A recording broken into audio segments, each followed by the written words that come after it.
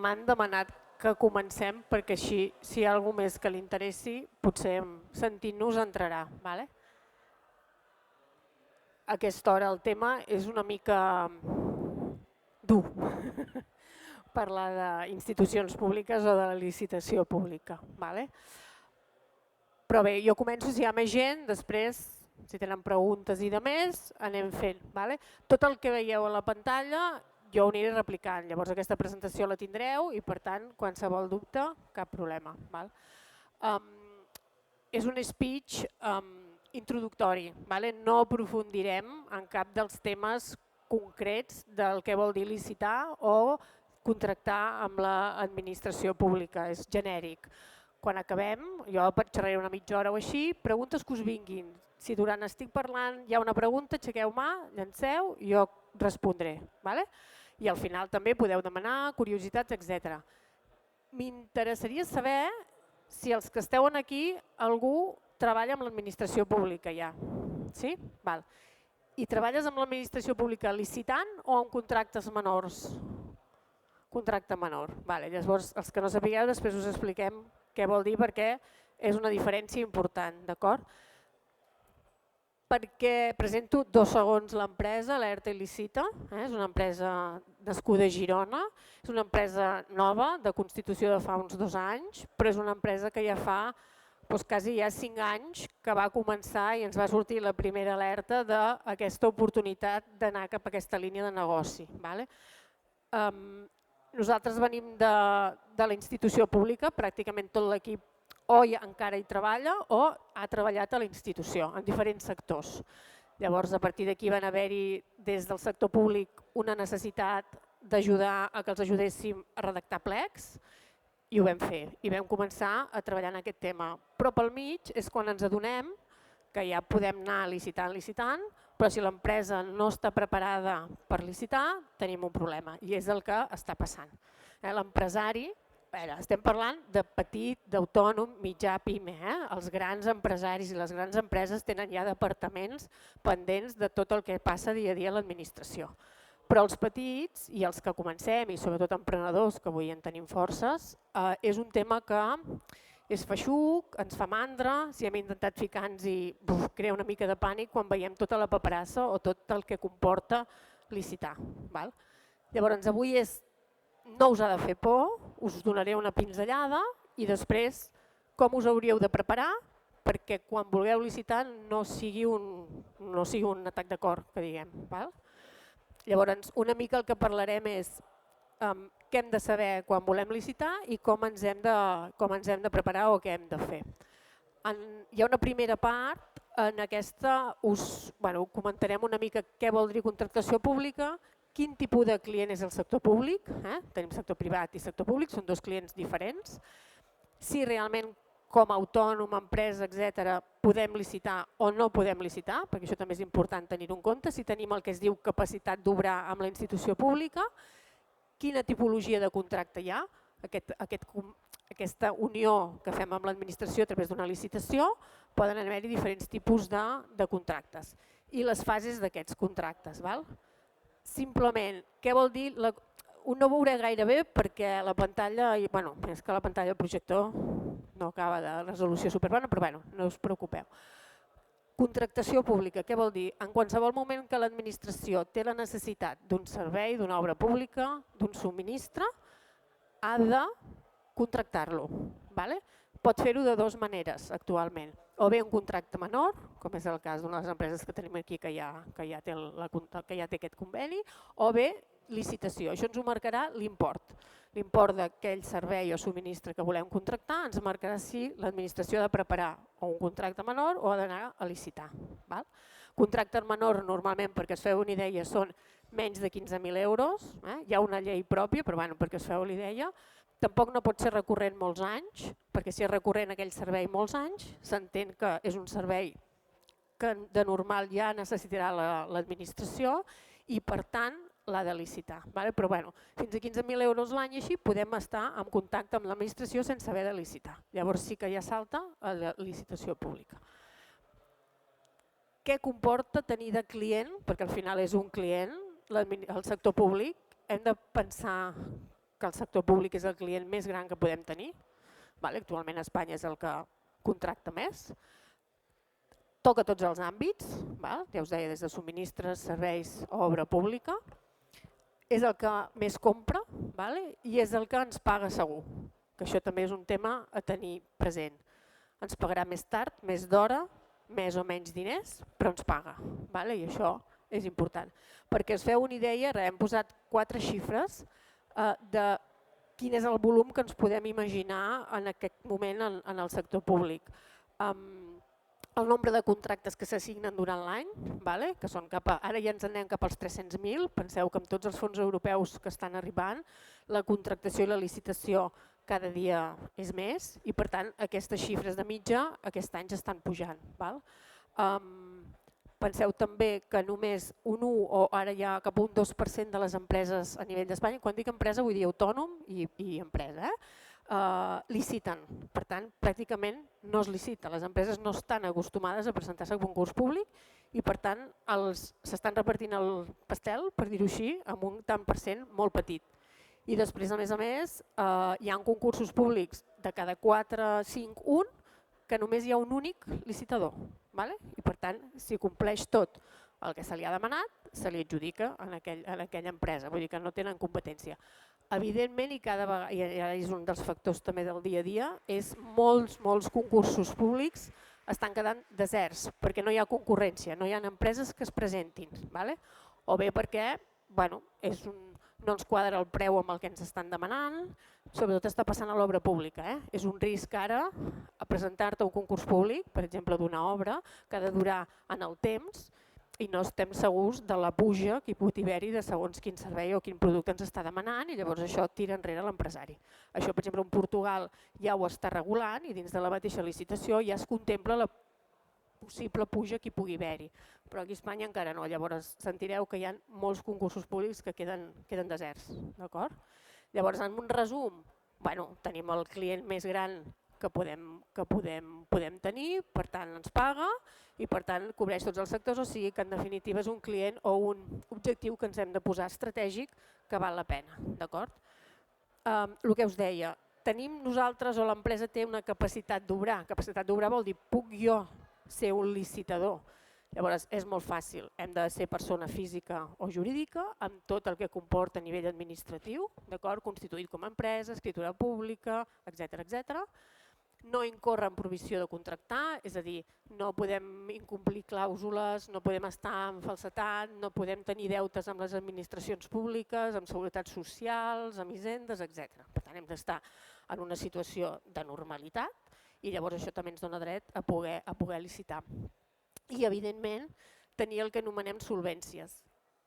Quina és una de les coses que més ens frenen a l'hora de licitar o d'enfrontar-nos a tota la paperassa?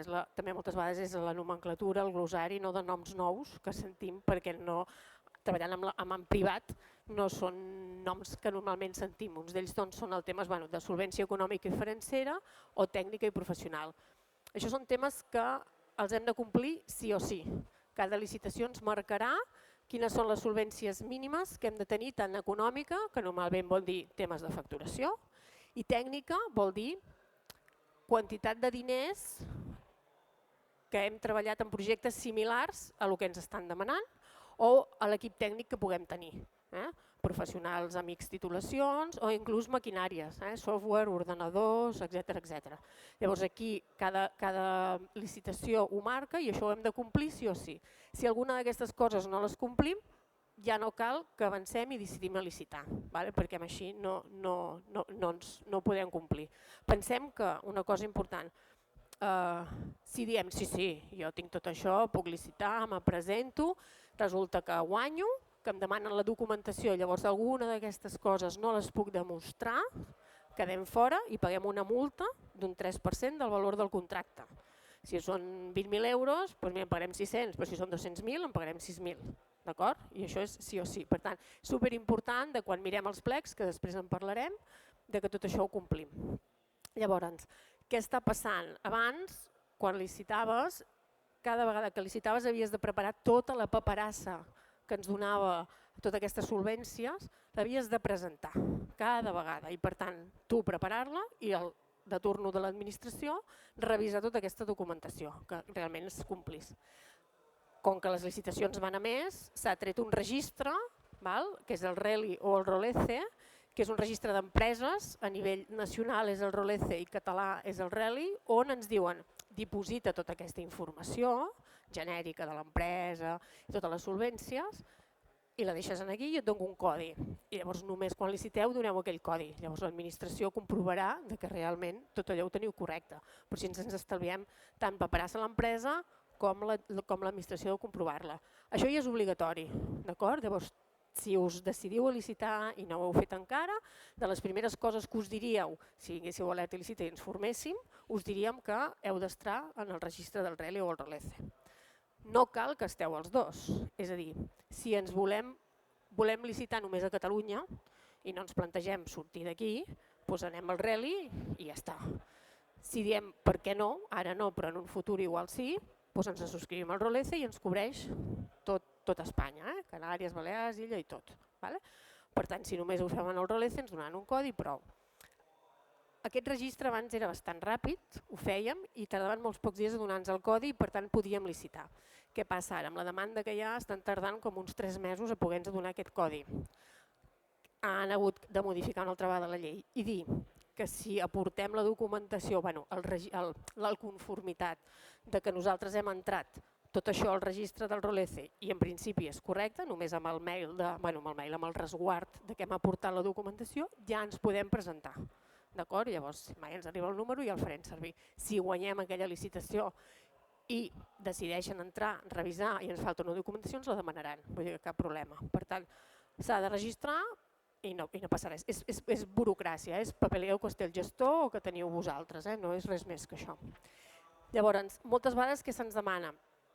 Aquesta solvència econòmica que us deia és, per exemple, el tema va relacionada amb la facturació que pugueu tenir. Si ens presentem a un concurs públic de 20.000 euros, normalment segurament ens demanaran que mínimament tinguem una facturació de 30-40.000 a l'any, dels últims 3 o 4 anys passats acabats. Per tant, si nosaltres facturem 40.000, doncs ens podrem presentar a un concurs de 20.000. Què pot passar? Que dius, ostres, 40 no tinc, jo l'any passat vaig facturar 30, però m'hi vull presentar perquè jo aquesta feina la puc fer. Podem tirar de les solvències d'altres empreses amigues que es dediquin a lo mateix que vosaltres i els agafem la seva solvència econòmica. Això ja és d'allò, però vull dir, no ens frenem mai per un import de diners de no solvència perquè podem arrastrar. I aquella altra empresa no té per què després estar en el desenvolupament de la licitació, és només ens acompanya en el procés d'acompanyar-nos en la solvència. L'altra manera és també, jo tot això que em demanen en aquesta mateixa licitació, jo sol no ho puc fer, perquè hi ha una part que jo no la faig o no la domino, però me demanen que ho faci tot. Una cosa és subcontractar i l'altra cosa és que realment ens dividim el pastel en diferents empreses i que cada una tingui la seva responsabilitat. Llavors el que anomenem, que ja ho heu sentit, sobretot amb l'obra pública, és constituir una UTE, que és una unió temporal d'empreses. Això, si guanyeu, s'ha de constituir, es paga, és com una societat temporal, però aquí sí que cada una té que veure i ha de fer la seva part en el servei. Per tant, no us espanti a vegades perquè hi ha fórmules les quals podem realment presentar-nos, tot i que nosaltres no complim el 100% de la capacitat d'obrar. El que us deia, hi ha diferents tipus de contractes. A partir de 15.000 poden haver-hi licitacions. Què marca que sigui un contracte o un altre? Ho marca el valor del valor estimat del contracte, el BEC, que es diu, d'acord? Si tenim de 15.000, menys, és un contracte menor, de fins a 60.000.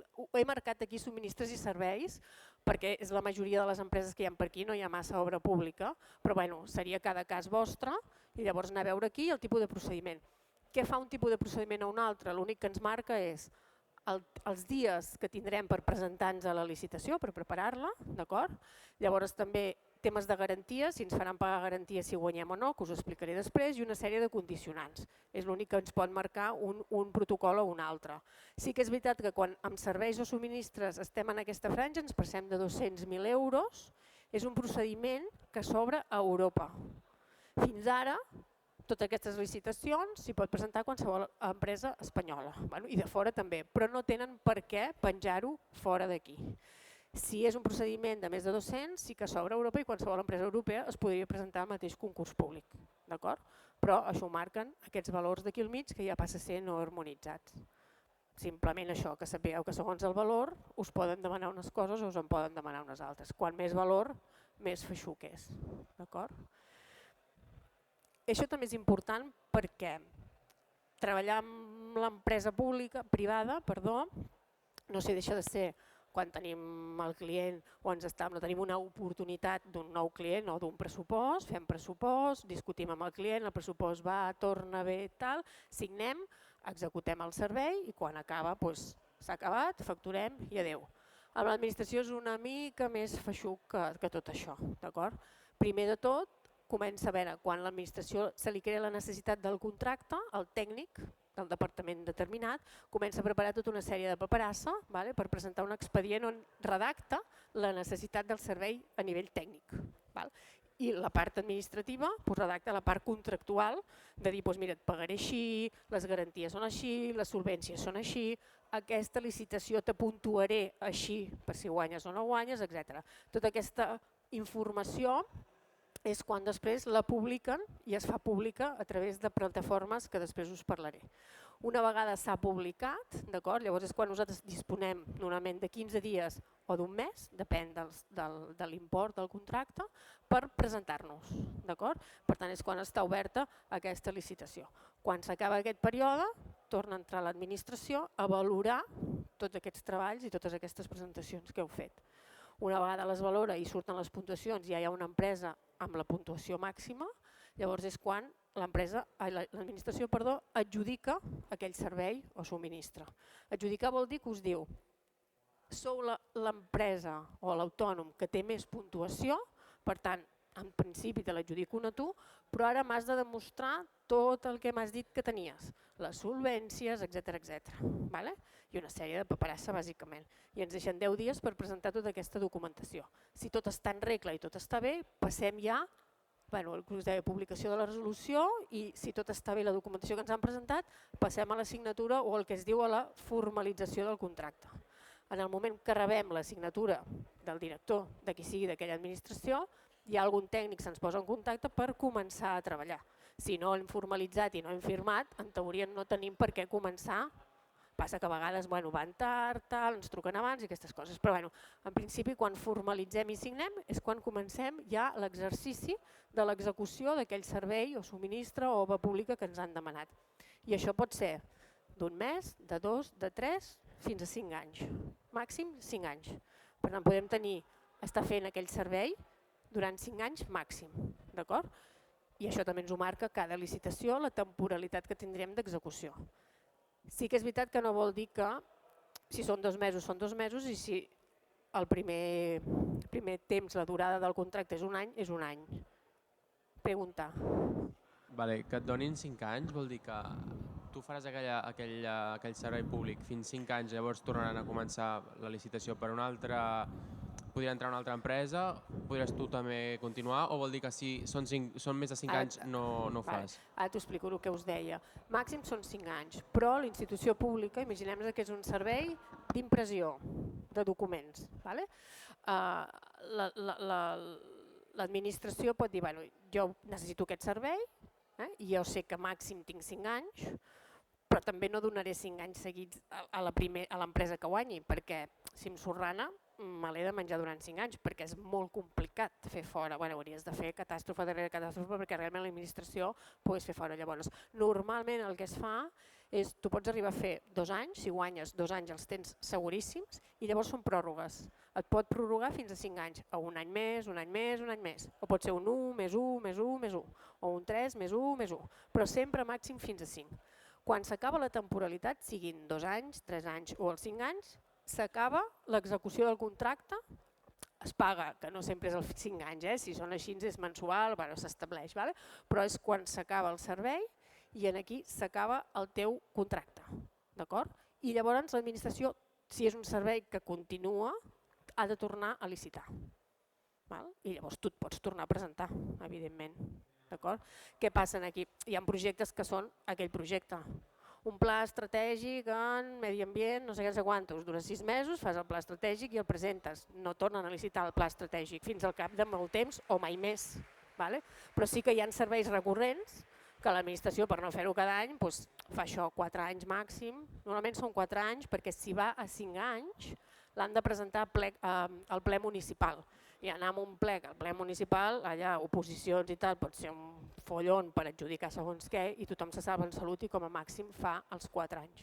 Per tant, tu pots anar fent i pot ser tant un contracte de 2 mesos com de 5 anys com a màxim. Això és important també quan esteu valorant si ens presentem o no a la licitació veure la temporalitat, perquè si guanyes i són 4 anys, doncs tot allò que tenim. És una manera d'allò. Per tant, aquí veiem aquestes diferents fases i evidentment quan acabem, pagament, tancament, es fa un informe intern a l'administració conforme s'ha acabat el servei i aquí s'acaba. Si hi ha garantia la podem reclamar, però després us explicaré què vol dir. I ara aquí sí que creia interessant avui veure, perquè això és administració pública, tots sabem el que és, també hem de pensar una cosa. Quan pensem en administració pública normalment podem pensar en les que tenim més en proximitat, o sigui, ajuntaments, consells comarcals, diputacions, però aquí tenim administracions públiques, federacions, associacions, etcètera. Tot el que té a veure amb una institució pública, universitats, hospitals, tot això licita. Per tant, a Espanya hi ha 19.000 organismes que cada dia treuen licitacions. Cada dia si les necessiten, però sí que unes 500 licitacions de tots els serveis i subministres i demés solen sortir cada dia. Llavors ens creia interessant que anéssim directament ja a dir, i on trobo jo aquestes licitacions que surten? Com m'informo del que va sortint dia a dia? Existeixen diferents plataformes gratuïtes, llavors hi ha les de pagament, però en principi de gratuïtes us podeu anar directament a les grans plataformes de contractació de l'Estado, que l'Estado és Espanya i per tant allà les posen totes, tothom ha de carregar les licitacions a la plataforma de l'Estado. Si només volem Catalunya no cal que ens n'anem a la gran de l'Estado i podem anar a la plataforma de contractació de la Generalitat. O si volem fer País Basc, el País Basc. O sigui, en teoria hi ha la de l'Estat, però com sempre Catalunya té la seva, País Basc té la seva, Galícia té la seva, Andalusia té la seva, no totes les comunitats la tenen, però funciona així. Llavors tenim aquestes grans plataformes on a través de búsquedes ens fa filtratges i ens dona què s'està publicant, segons els sectors, quantitats de diners, etc.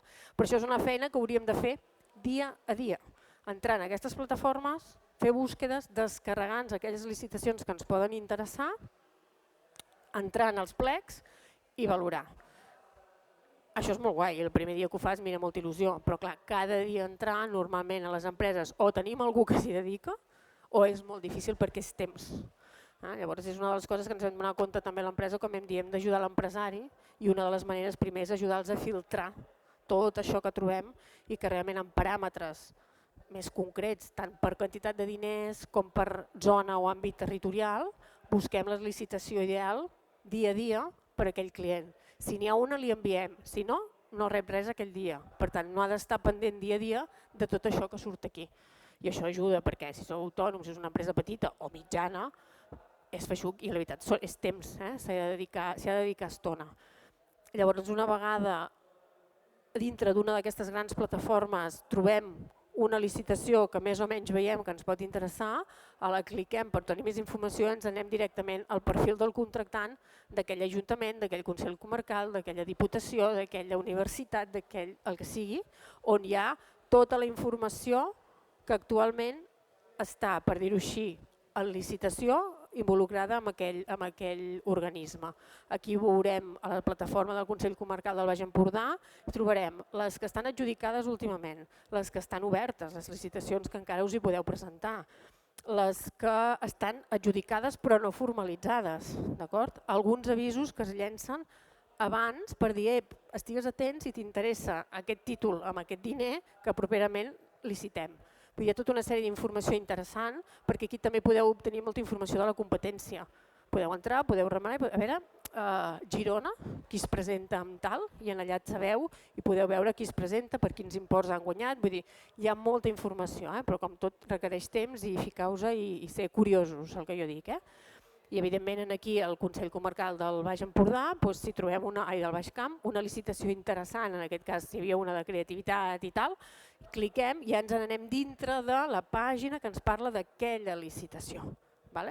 Quan dic aquella licitació vull dir, tenim una breu informació, un títol, una quantitat de diners, una durada del temps, si necessitarem solvències o no, molt poqueta informació, i a baix hi ha tota la documentació relacionada amb aquella licitació.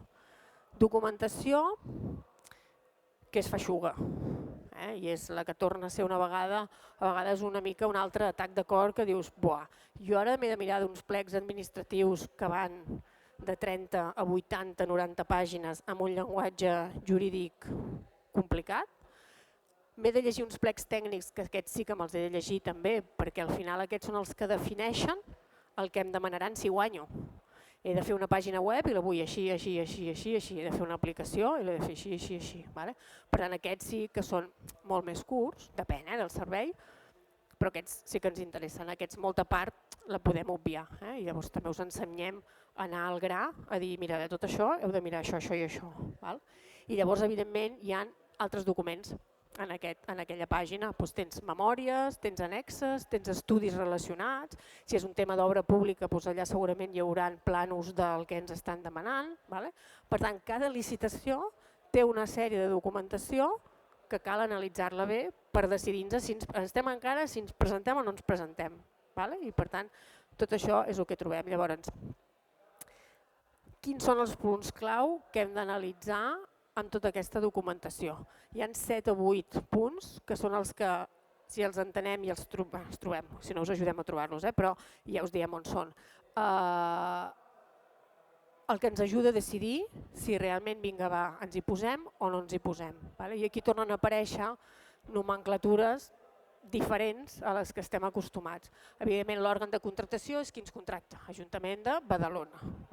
La descripció del servei o de la prestació és les 2 o 3 línies que ens donen la pista del que ens estan demanant. Pressupost de licitació. Aquí sempre ens trobarem i hem d'analitzar 2 xifres. El pressupost de licitació i el valor estimat del contracte. Això són 2 temes a tenir en compte, que van relacionats una mica amb el que deies tu i amb el temps. El pressupost de licitació és, si és una licitació que té una durada de contracte d'un any d'entrada, un any, i ens paguen 20.000. Si veiem que el BEC és una xifra més alta, 25, 30, 40, 60, dius, aquí què passa?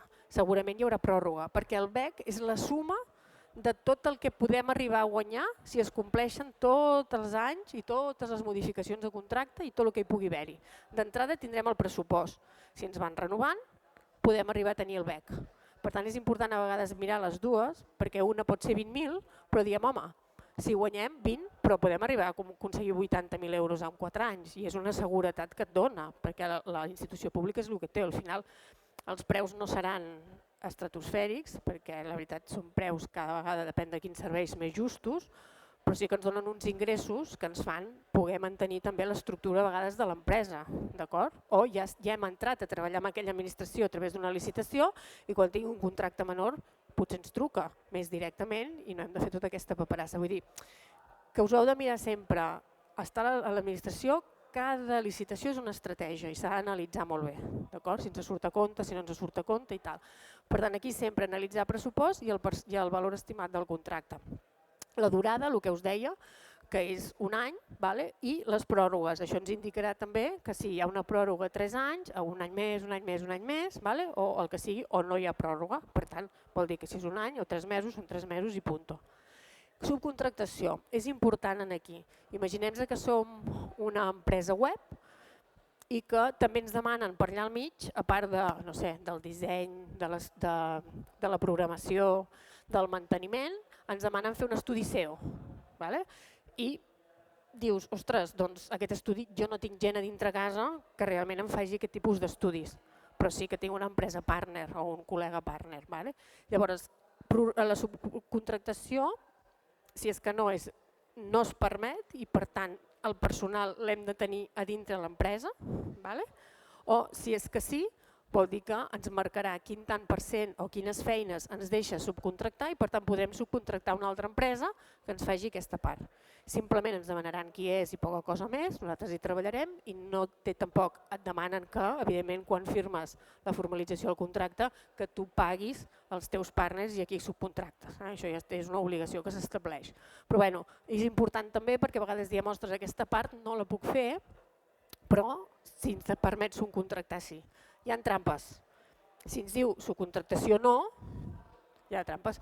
Si no hi ha subcontractació i ho volem fer sí o sí, guanyem el contracte, contractem algú temporalment dintre de l'empresa perquè ho faci i no hi ha problema. Per tant, és personal de l'empresa. A no ser que ens digui abans que aquella persona que feia allò ha de tenir una antiguitat en l'empresa de tant. Vull dir, això hi ha trampes, però s'ha de mirar sempre la lletra petita. El tema de les solvències és el que dèiem abans, sí o sí ho hem de mirar-ho al principi per si ho complim o no ho complim. Diversitat de lots. Aquest és un altre nom que surt al lot. Normalment surt una licitació i surt per un servei, un únic servei.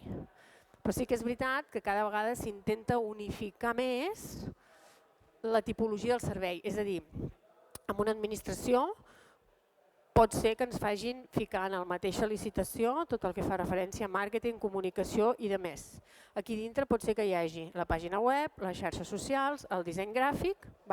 Llavors, no pretenen que la mateixa empresa t'ho pugui fer tot. Per tant, ho divideixen en lots. Això també és interessant saber, perquè a vegades quan mirem el títol i mirem el pressupost podem dir, ostres, 150.000 euros, vamos, no puc, anem a mirar si hi ha lots. Perquè igual si hi ha lots, en el lot de disseny gràfic, que és el que fem nosaltres, de 25.000 euros o de 30 o 40, allà ens hi podem presentar. Llavors tu només et presentes a aquell lot, o a més d'un lot, o a tots. Això també ens ho marcarà el plec administratiu, ens diu, sí, hi ha 3 lots, jo et deixo presentar tots 3 i guanyar-los tots 3, o et deixo presentar 2 però només et deixo guanyar un, el que tinguis la millor puntuació, d'acord? Això també ens ho anem marcant, però és important perquè podem participar d'una licitació però a vegades només d'una part molt concreta, d'acord? I els altres lots els guanyen altres empreses que ni coneixem moltes vegades, d'acord? Els criteris d'adjudicació és una altra de les coses que també hem de mirar sí o sí. Això vol dir que com ens puntuaran ara quan ens presentem per si guanyem o no. Important per què? Aquests criteris poden ser de dues maneres. Poden ser que s'anomena a judici de valor o automàtics. A judici de valor vol dir que hi ha d'haver una mesa a dintre de l'administració que ens haurà de puntuar alguna cosa que presentem. És a dir, una memòria tècnica del servei, una empresa de neteja d'un edifici, per exemple aquí hi ha d'haver contractat una empresa de neteja per l'Ajuntament o pel propi Alta Mar que ve a netejar això. Llavors igual perquè quan es presentin els demanem, jo vull una memòria que m'expliquis com t'organitzaràs, quin tipus de productes faràs servir, què fareu, què no fareu, etc. Millores. Llavors això et donaré 30 punts. Aquí hi ha d'haver algú que aquestes memòries les puntuï acorde amb unes puntuacions que ja venen marcades i per tant vol dir que hem d'escriure aquella memòria. Això és judici de valor perquè són totalment puntuables. I el que us deia l'altre són automàtics, vol dir que automàtiques normalment són a fórmula o a tant punt per millora, normalment són millores socials, millores d'equip, millores ambientals, etc. Automàtic és o preu, que aquesta és la gran problemàtica de l'administració, perquè l'administració s'estalvia moltes vegades molta feina de tenir els tècnics valorant memòries o altres feines, anem a preu, tu jugues a preu, te dono 80 punts i te'n donaré 20 de segons què. Llavors aquest és un gran problema, per això dic que és estratègic perquè és un tema molt important a valorar i sabeu on està el vostre llindar, sobretot quan es va molt a preu. Per tant, ja us dic, hi poden haver-hi a preu, que és que baixis el preu, bàsicament, i que automàtiques, que digui, mira, si jo t'he dit que m'has de portar 2 tècnics determinats en la licitació, que me'ls has de tenir sí o sí, que és aquella solvència, els has de tenir sí, si me n'aportes un mes et dono 3 punts. Si t'he dit que parlin anglès i francès, si algú parla alemany, te dono tants punts. Si vas amb un cotxe elèctric a moure't pel d'allò, que no sé què, tants punts. Si tens un pla d'igualtat en l'empresa, tal, fet i no sé què, tants punts. Vull dir que això és automàtic perquè o ho tinc o no ho tinc. Per tant, són xecs que vas marcant. Per tant, això és important. Quan us deia allò del preu i que és la gran batalla de que moltes licitacions són a preu i això està sent un problema important, heu de tenir en compte no fer baixes molt bèsties de preu. Per què? Abans sí que s'establien uns mínims, que si tocàvem aquells mínims quedàvem expulsats del contracte, de la licitació. Simplement deien, quedes fora, i quedaves fora si et passaves de tots els que ens presentàvem la mitjana, doncs et deien si estàs per sota d'un 20% de la mitjana vas fora, i anaves fora. Ara ja no. Ara diuen, tu molla't. I llavors jo consideraré que si estàs per sota del 30, del 20, del 40, hi ha diferents fórmules, jo et demanaré que em justifiquis per què has posat aquell preu. Llavors és el que s'anomena baixes temeràries, o preus presumptament anormals, etc. Llavors hem de demostrar per què hem posat aquell preu. Per tant, hem de ser molt conscients quan el posem, que no diguem, vinga va, si ens diuen que això ens ho pagaran a 30 euros l'hora, jo poso que jo li faig per 12 i me quedo tan tranquil·lo i me voy a llevar la licitació. No, si fiquem per 12, segurament nosaltres, la nostra empresa, ens regeix pel conveni, m'invento, d'arts gràfiques, si som una impremta, i aquell conveni ens marca quin és el sou mínim del tècnic aquest que ens demanaven aquí. Per tant, jo no puc baixar la preu hora d'aquell sou mínim. Si el baixo, és injustificable. Per tant, han de tenir tota una sèrie de temes importants quan intentem posar preu. Per tant, baixem preu. També és una manera, quan us deia, d'investigar què fa la competència o altres licitacions similars a aquelles amb quins imports s'han guanyat. Això us ajuda al mercat a veure realment quins preus s'estan baixant.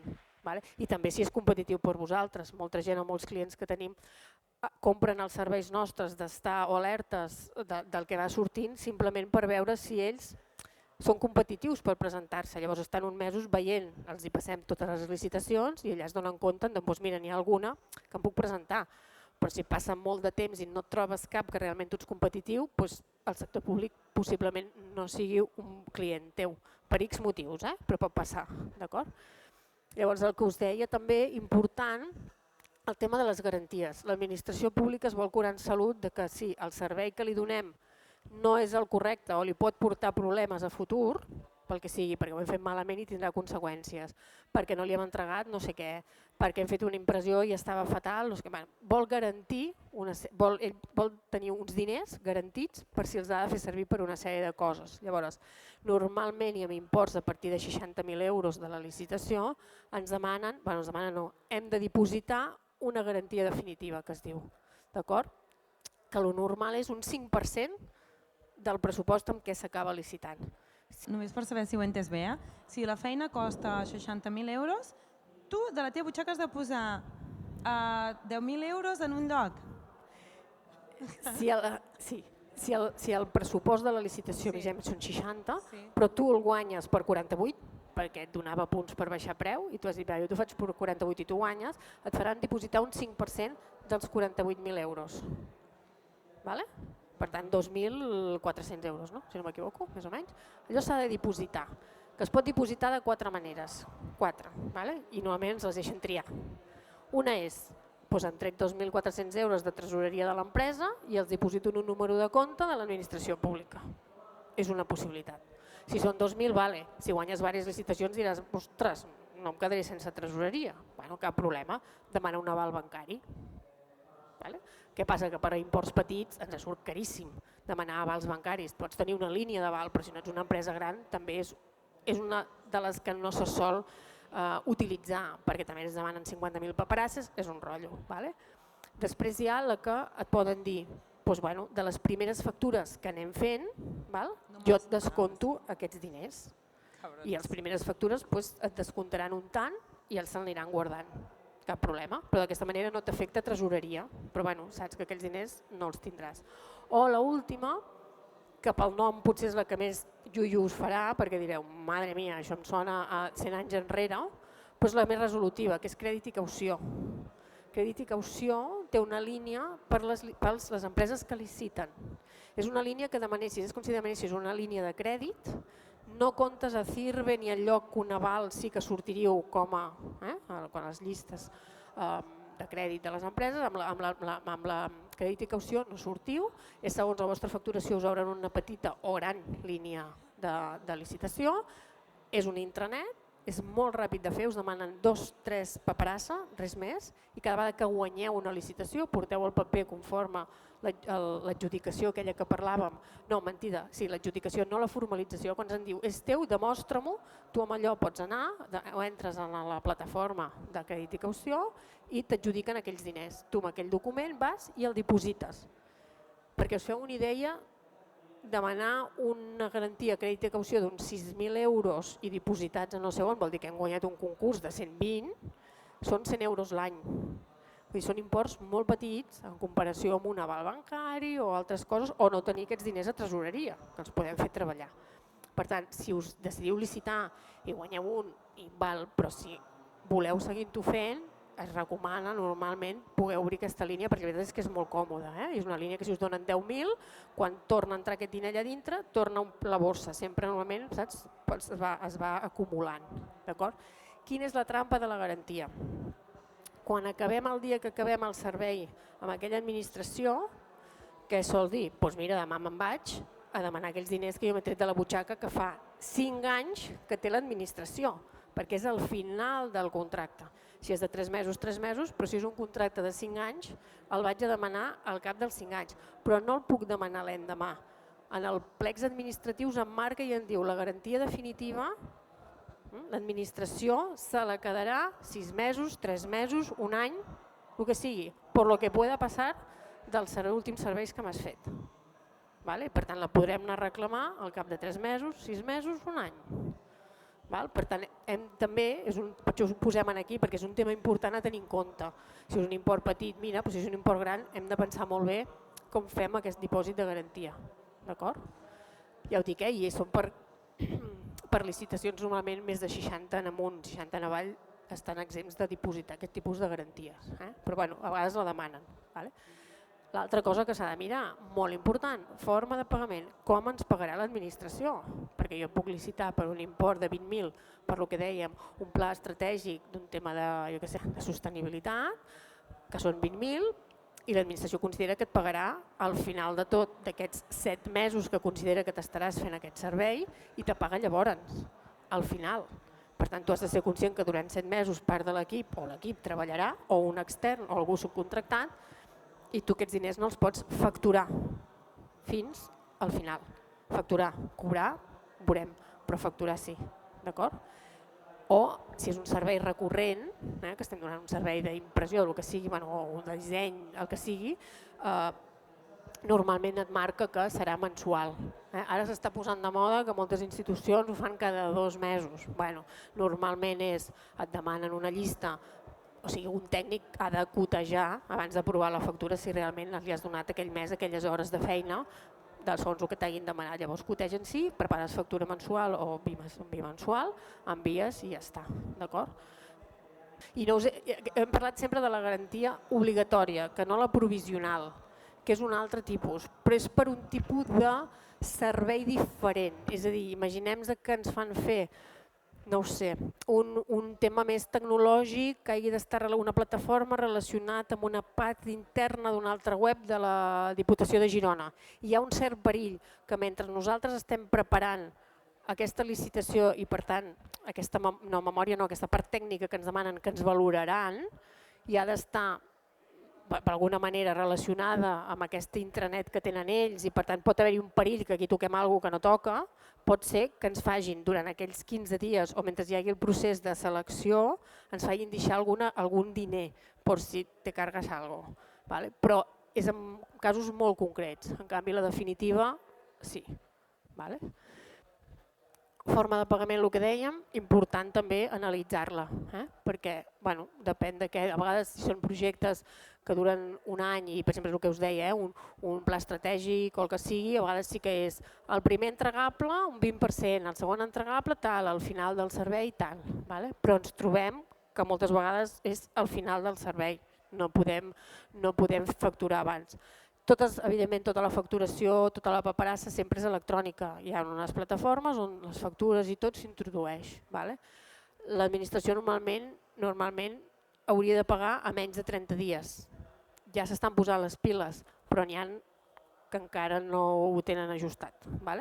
però perquè ho tingueu en compte també, és com un privat que ens paga quan ens paga. Els plecs, el que dèiem, una vegada hem revisat tot això, que normalment amb el servei d'alerta que oferim, i allò que us deia, si hi ha una alerta per vosaltres, una licitació, us enviem aquell dia un mail amb aquesta informació, d'acord? I si aquella informació us quadra, llavors recomanem anar a mirar els plecs tècnics, de dir, a veure, si guanyo i això d'allò me quadra, exactament què hauré de fer, perquè a vegades hi ha una lletra petita que pel títol ens ha semblat que és superbé i quan llegim diem, buah, no. Per tant, tota aquesta informació s'ha de tenir en compte. Hi ha altra documentació per si és tema d'obra pública i tal, evidentment ens hem de mirar plànols, ens hem de mirar memòries que adjuntin, etcètera. Una mica el que us volíem parlar avui és això, que és una part. Llavors, si decidim licitar aquesta licitació, ens hem de posar a preparar tota aquesta paperassa i presentar-nos i a veure què passa. Hi ha uns terminis perquè l'administració hagi de valorar, ens hagi d'adjudicar, hagi d'obrir sobres, perquè normalment quan licitem tota aquesta documentació que us deia que heu d'entrar electrònicament normalment va per sobres. El sobre A és un sobre més amb paperassa administrativa, el sobre B si hi ha una memòria tècnica, el que us deia, de portar una inscripció d'un projecte, etcètera, un exemple d'un disseny, una home d'una pàgina web ja dissenyada, tot això anirà en el sobre B i els van obrint un a un, perquè primer volen saber que complim el que dèiem, aquelles solvències, no perquè entreguem els papers, sinó perquè diem sí, estic al ROLECE, sí, no estic en cap paradís fiscal, tal, i això, o sobre 1 ho complim, cap problema. Si aquest sobre troben a faltar una documentació o veuen alguna irregularitat, és l'únic sobre que tenim 3 dies que ens poden dir eps, empresa tal, em falta això, o aclareix-me això, i tenim 3 dies per subsanar aquest dubte que té l'administració. És l'únic sobre que ens podran dir ei, que t'has equivocat, com ens equivoquem en el sobre 2 o en el sobre 3, que és normalment l'econòmic, posar preu i tot això, que hi hagi algun error, aquí quedem eliminats normalment, aquí no hi ha treua. Per tant, sobre A, sobre B tècnic, sobre C sempre l'econòmic o aquest que us deia automàtic. I aquí, evidentment, si ens diuen que ens donaran punts automàtics perquè un dels tècnics parli alemany, aquí en aquest sobre no val com el primer, sí, parla alemany. No, aquí sí que m'ho has de demostrar i m'has d'aportar la titulació d'aquesta persona. Vull dir que en el sobre C és l'econòmic, però moltes vegades sí que hem d'introduir altra informació perquè allà ens han de dir et dono el punt o no te'l dono. Per tant, he de saber si realment ho tens o no ho tens. Llavors, una vegada aquests sobres s'han anat obrint, també l'ideal i el que haurien de fer és cada vegada que obren el sobre ens ho han d'informar. Rebem una notificació sobre A i allà veiem totes les empreses que s'han presentat. I allò és una possible competència nostra també analitzar i a veure què passa. Obrim el sobre B, veiem com ens puntuen aquestes memòries, com estem ja, aquí hi ha uns punts. Per tant, aquí ja podem veure, anem fatal, no ho hem fet tan malament. I llavors és obrir el sobre C, que és aquest més de quantitatiu, que és el que ens donarà, llavors a partir d'aquí fan l'informe total, que és el que quadra en numeració i és el que obté la màxima puntuació. Aquests informes són públics i si no ho són els podem demanar perquè tenim dret a veure-ho, què ha passat, perquè a vegades presenten coses més mix, més tal, on no hi ha tota la informació i ens quedem, hosti, perdut, però ara no sé ben bé on he fallat, no he fallat i això també és important perquè a vegades és un fallo tonto. Molts dels clients que tenim d'assessorament ja és, evidentment els formem, els hi busquem alertes, però quan es decideixen licitar, moltes vegades el dubte és això, estan davant dels sobres electrònics, ostres, no puc pifiar-la, perquè com em posi un document que va a l'últim sobre, el posin al B, quedo eliminat, perquè ells, clar, per això obren d'un a un. No vull saber el que em proposaràs econòmicament, jo ara vull puntuar això, si em dones una pista, eliminado, perquè m'estàs donant informació que no tinc de les altres empreses, per tant no ho pots fer. I això per això dic que hem de ser molt curosos. Aquest és el món de la licitació. Així com us sembla, és un món, és una mica feixuc al principi, però si anem ben preparats, estem al rally, tenim clares les solvències que tenim, ja hem treballat més o menys una memòria del que ens poden demanar segons el sector o tal preparada. Quan trobem una licitació, penseu que tenim 15 dies per preparar-la. i passen molt ràpid. I si no hem vist aquesta licitació just quan us l'enviem, l'obrim i la valorem i diem, bueno, ja ho faré el cap de setmana, me les miraré, que és el que sol passar, perquè anem tots com anem.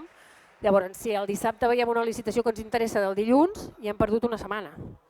Per tant, amb això hem de ser ràpids i és un tema que si us interessa hem d'estar en allò, algú de l'empresa és el que més o menys ha de portar la iniciativa, ha de tenir clar on tenim tota la paperassa i tots els papers i tenir-ho tot així i després qui decideixi. Si vinga, ens hi presentem, doncs ens hi presentem. D'acord? No us ha de fer por, o sigui, nosaltres sempre recomanem, ho heu d'intentar. Si teniu un servei, evidentment, que se sol digui demanar a l'administració o un subministre o el que sigui. S'ha d'intentar. La gent normalment ho intenta, no ens hem de fer enrere el primer intent no vàlid, ni el segon ni el tercer. Però sí que ens ajuda moltes vegades a el que us deia, ens presentem, no acabem d'allò, per una sèrie de circumstàncies, sempre hi ha un per què. Moltes vegades és clients que la mitja seva de baixada de preu del seu sector són un 20 o un 25% i es fiquen cazurros que ells baixen només un 10 perquè jo no baixaré més el meu preu. Doncs no et presentis més, no perdem més temps perquè no guanyaràs. D'acord? Vull dir que és estratègic, ens hem de mullar una mica i també ficar a la situació. Què passa ara? Licitar és una gran oportunitat perquè licitacions hi ha hagut tota la vida, el que passa que no hi estem acostumats, però hi han set sempre. Evidentment, quan pensem en licitar pensem en les grans constructores i tal, que es reparteixen els pastels entre elles, però avui en dia les empreses cada vegada liciten més avall. No us enganyo, fa 4 anys concursos de comunicació, de disseny, es presentaven 4 o 5 empreses, actualment se n'estan presentant a nivell Catalunya 30 o 40. Vull dir que la gent té la inquietud de tenir un client com el públic, perquè et dona aquesta constància, si guanyes 4 anys, 3 anys, 2 anys, saps que allò ho tens i vas fent, d'acord? Vull dir que ho heu d'intentar i heu d'estar alerta, sobretot si ho decidiu, més que vosaltres estar pendents és contractar un servei d'alerta amb nosaltres, amb qui sigui, n'hi ha diversos, vull dir que això no hi ha problema, però perquè us dona una tranquil·litat de dir, mira, jo estic treballant i ja m'enviaran avui si hi ha alguna cosa per mi o no, i llavors ser ràpids a l'hora de decidir.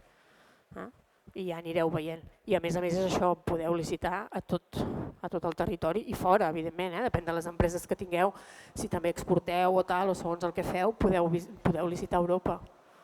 Això no hi ha problema, amb un altre tipus de paperassa, amb un altre tipus de documentació i d'ISOs i de més i tal, però ho podeu fer-ho.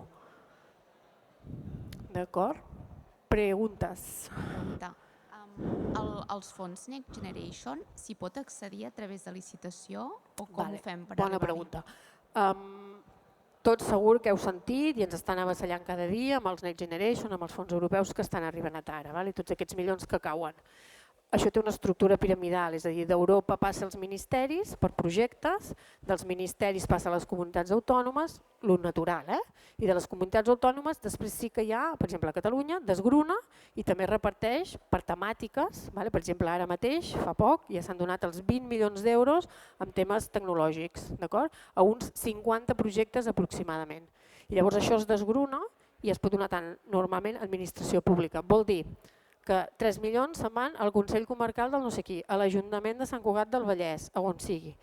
Quan Sant Cugat del Vallès, aquella proposta que ha fet tan maca tecnològicament de fer la ciutat tequi, l'única manera que pot de desenvolupar-la és contractant. I contractant vol dir licitant. Per tant, allà és on hi ha l'empresa, en plan, necessito i vull estar alerta del que està passant amb els Next Generation, sobretot si pertanyeu a un dels sectors principals. Penseu que qualsevol projecte europeu que es faci, qualsevol porta tecnologia vol dir que s'ha d'acabar amb una pàgina web, amb una app, amb un pla de comunicació, d'acord? Tots.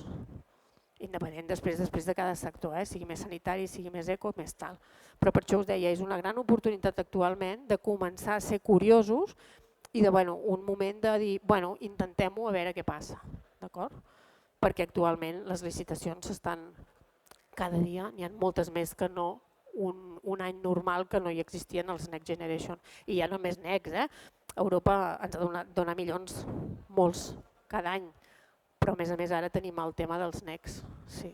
Però clar, ha d'anar desgronant i llavors els projectes s'escampen, però sempre s'ha d'acabar licitant qualsevol servei.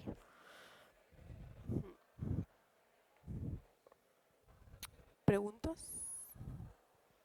Sí? No? Todo claro?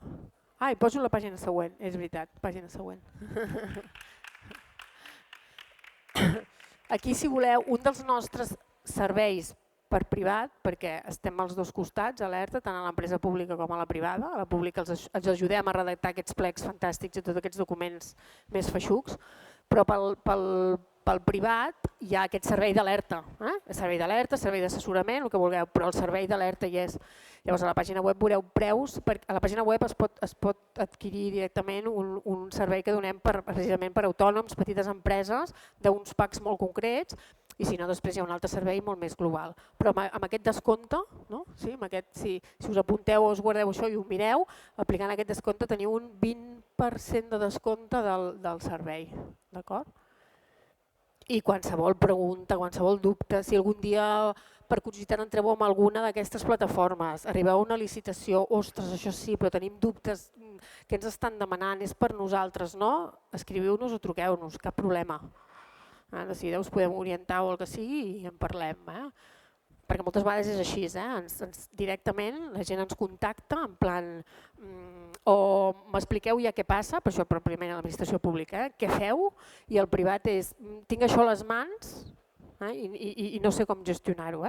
El que ens trobem també moltes vegades és els casos, per exemple, dels contractes menors, el que us deia, no poden ser recurrents, llavors l'administració pública evidentment està molt còmode tenir proveïdors de proximitat i proveïdors recurrents, d'acord? Però clar, no ho poden ser-ho, llavors és quan hem de licitar, però licitar vol dir que qualsevol empresa espanyola pot guanyar. Llavors és quan el privat, que sempre és no, jo he guanyat i l'Ajuntament m'estima molt i jo guanyo. No hem d'estar preparats perquè vol dir que si m'arribeu amb el plec dels 15 dies i és la primera vegada i no estem preparats, haureu perdut el client, possiblement. I això està passant bastant. Finito? Ja està? Doncs moltes gràcies.